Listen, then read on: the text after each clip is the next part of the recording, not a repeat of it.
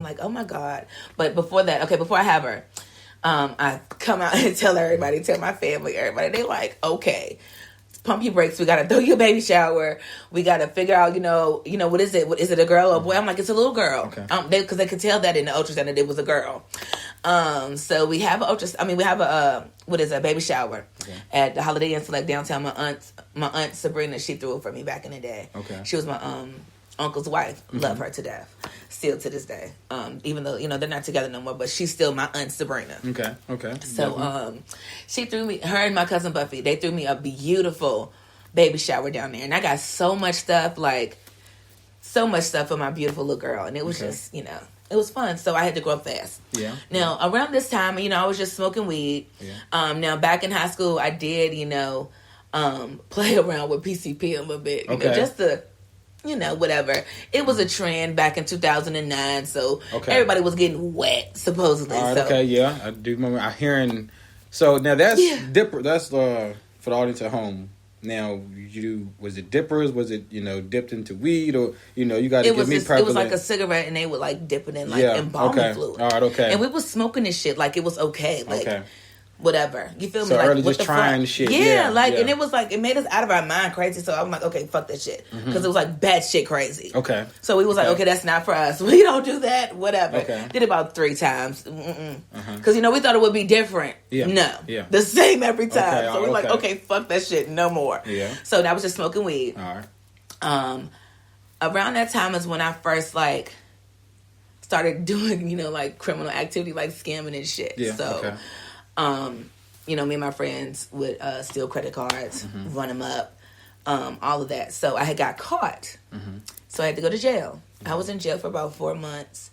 And my mom and my boyfriend at the time, which is my second daughter's father, they had my oldest daughter, and she was 1 year old, and it stressed her out to the point where my baby lost her hair. Oh, wow. Yes, my baby lost her hair. From you being incarcerated. Yes. And not being able to see her mama. Every day. All she could see me is on Fridays. And it was just... For 30 minutes. She's upset, crying all the time. So, okay. So that's wearing on you mentally while you locked up. It was It's the you worst. can't do nothing because you locked up. Yes. Now. And she's 1 year old. Okay, so I'm trying to draw a picture here. All right, so you're spoiled child, you come up, you have most everything you want.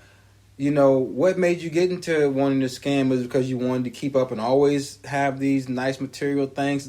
Normally people who start scamming, they never had shit, and then all of a sudden they get a little bit and they just I gotta keep getting it. But you kind of already had shit. It was easy in the thrill. Okay. The thrill of it, the thrill of being able to crack somebody's four-digit pin. Okay.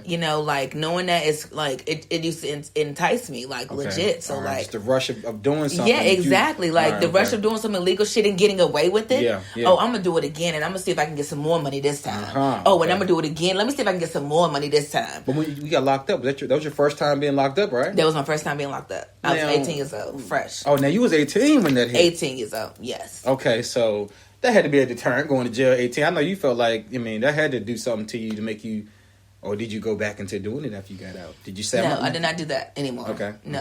Okay. Mm-mm. So you go through that. You're coming up on 21. You're about to be in the bars and the clubs. Even though you was already in there, right? Exactly. Yes, because we had somebody else's IDs.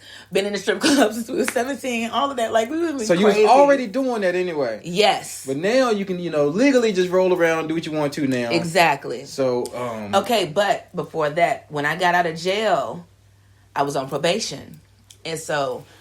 I won't say who, but somebody was like, hey, you should try coke because it only stay in your system for 3 days. I know you can't smoke weed. And plus, it's better than weed anyways. You know how weed have you sleepy?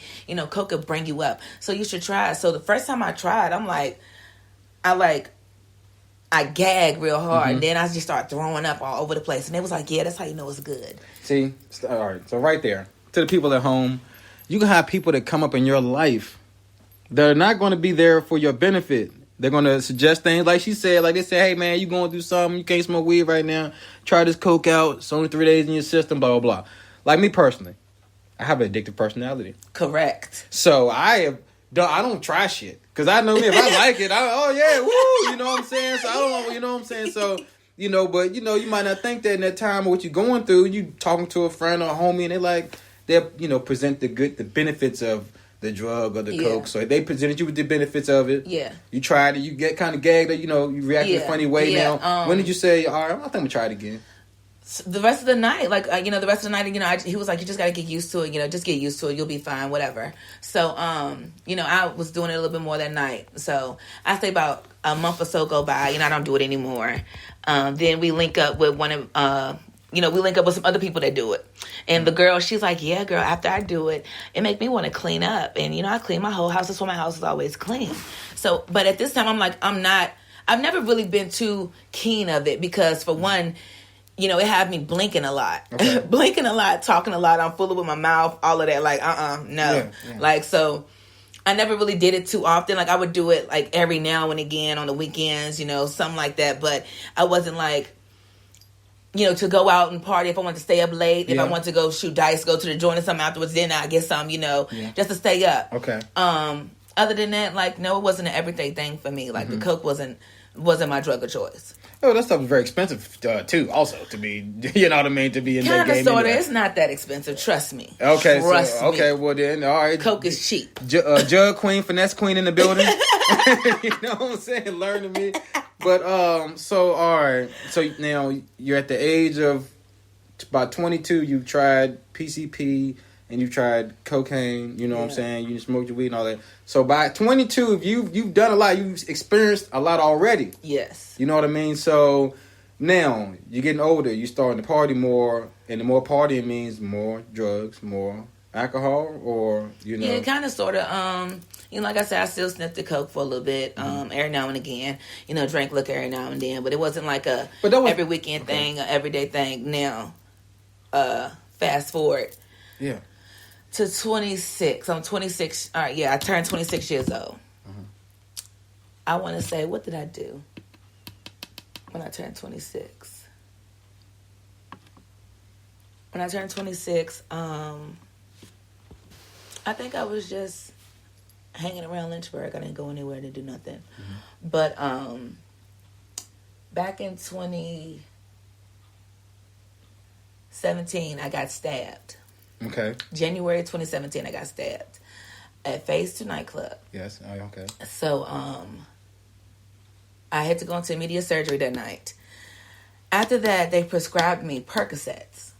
Mm-hmm. And I was on them for I say about 6 months. Okay. Because I had, severe pain in this leg, and I didn't have no feeling in this leg. Mm-hmm. So when they took my script, I was really, really sick. And I had never experienced something like this before. I was so sick, I can't even get out the bed. Okay. I'm soaking wet. I'm throwing up, my stomach getting knocked. It's if fleas is crawling all over my body. So I'm like, what the fuck? Why am I sick like this? Why am I sick? What is going on? Yeah. So one of my good friends, he was like, oh, he said, because you've been on them Percocets for 6 months. He was like, you need a perk. He was like, that's what's wrong. They took your script from you. You need a perk. So he brought me a Percocet. I was fine. I was normal. I was okay. I was like, okay. Okay. All right. So then this is when I started popping Percocets pretty often because I need them at this point. Mm-hmm. So it was this one day. It was no perks in the city, mind you. Ever since I was about, I say 17, I've always dibbled and dabbled with selling drugs here and there. Mm-hmm. So at this time, I had been selling heroin for 18 months. Okay. 18 months. Okay. So I never fucked with it. Never, messed around with it. Never thought about fucking with it. Yeah, yeah. So one of my real good friends, he was my ex-boyfriend actually, he was if you hit it 1 or 2 times, he was you won't be sick. He was but don't do it more than 3 days because you're going to get hooked on it. Okay. Now, for the people at home, she's referring to heroin, you know what I'm saying, dog food, whatever. So... Smack. I call it smack a lot. So, you go from Percocet to this, your ex-boyfriend is saying, hey, you can try this. He's trying to give you a little, way to go by. So, all right, so go ahead to that moment to where you're thinking about it, So I'm okay. Go to that moment. So I'm okay. So I hit it a couple of times. Mm-hmm. When I said it shit hit me like a ton of bricks, smack me. I wake up what happened? Oh, wow. You feel me? So I'm okay. Yeah. Let me chill. Let me chill. Let me sit back. Maybe I did a little too much.